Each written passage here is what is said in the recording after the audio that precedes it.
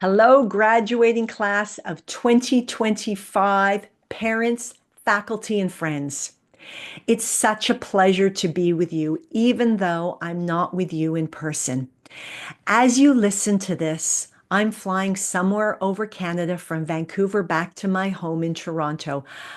I truly wish I could be with you to celebrate your achievements of graduating with a master's in creativity and change leadership in real time. Congratulations to you all.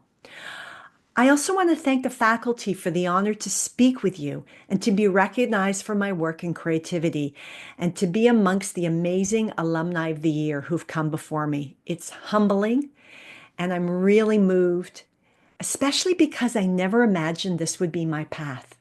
When I first heard about the Masters in Creativity and Change Leadership, it was during a coffee in downtown Toronto with Janice Francisco, an esteemed alumni. I was exploring grad programs a couple of years after graduating from business school and having spent time in corporate Canada. Most options didn't quite fit.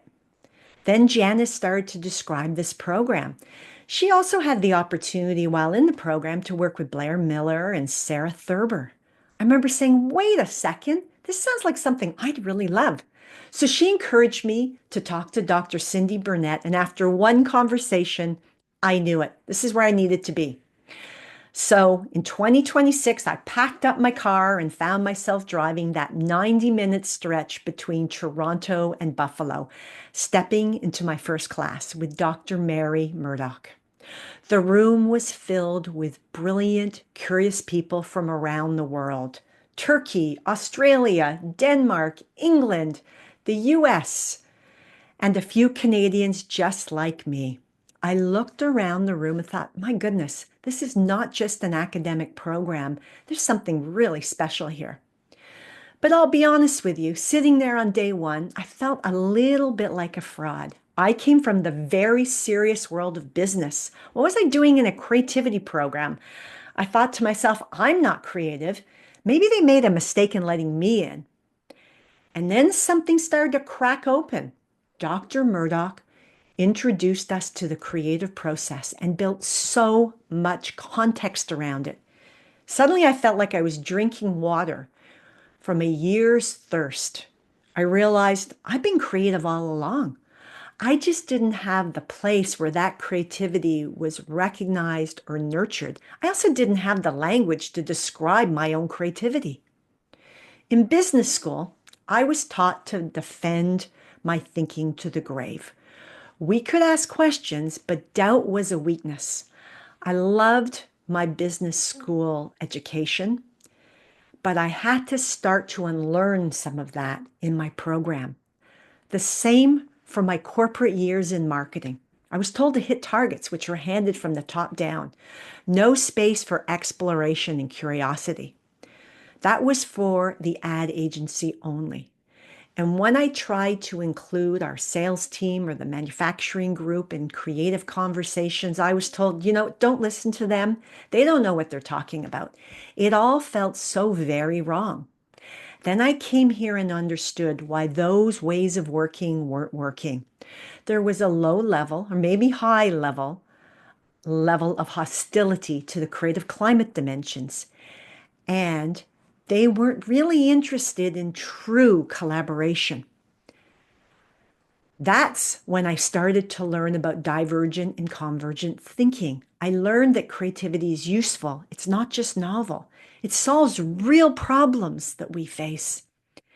And while I was doing this, I was having so much fun in the classroom, not out of the classroom, but actually in the classroom. I remember laughing in Dr. Murdoch's class as she acted out the difference between when she would say divergent thinking and then convergent thinking. And every time all of us started to get up and get out of our seats and join her.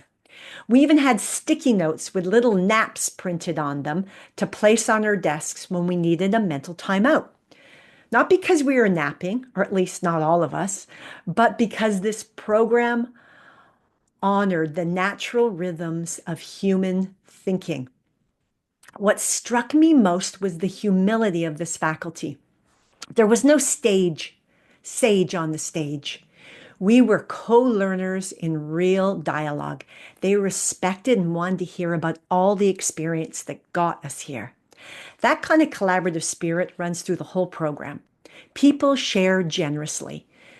Papers, frameworks, ideas, it's all fair game. I came from a world of intellectual property where sharing was discouraged, or at least it cost you a lot of money to access and use. Here it's about building on each other's work and giving back. How beautiful is that? When I graduated 2 years later, just like you are today, I knew this was just the beginning.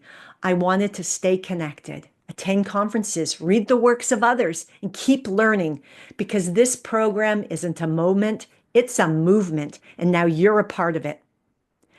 Back in 2006, when I told the US Border Patrol I was doing a master's in creativity, and that's why I was driving to Buffalo, they'd look at me a little bit sideways, maybe even laugh.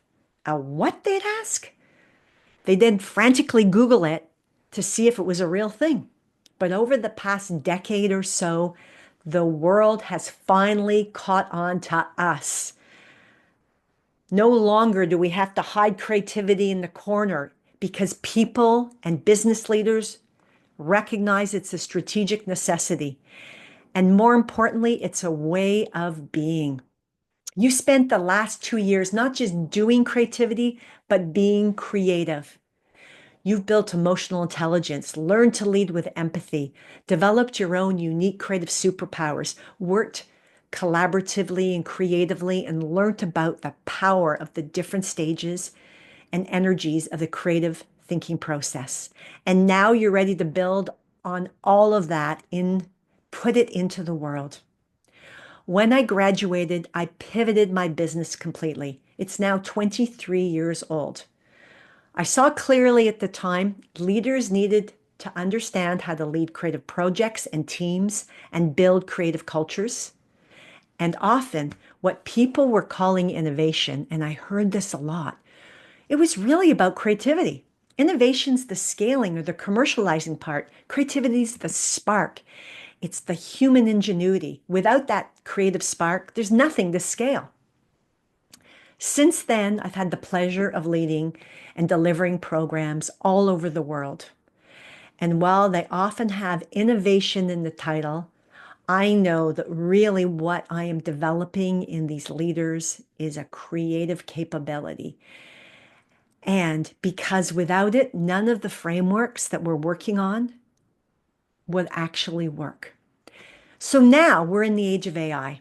And while it's a very exciting frontier, it's also a reminder that human ingenuity and creativity matters more than ever.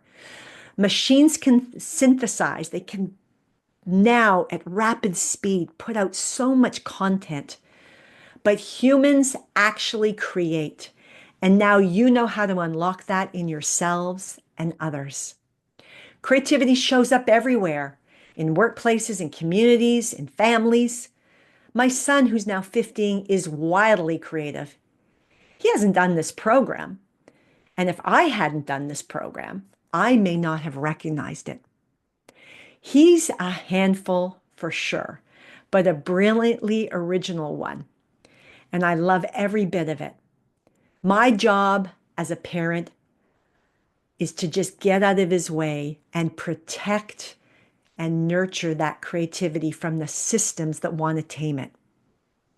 So whatever your pathway is now, corporate, educational, entrepreneurial, sports, in communities, remember creativity belongs there, and you belong there as a creative leader. Let me leave you with this.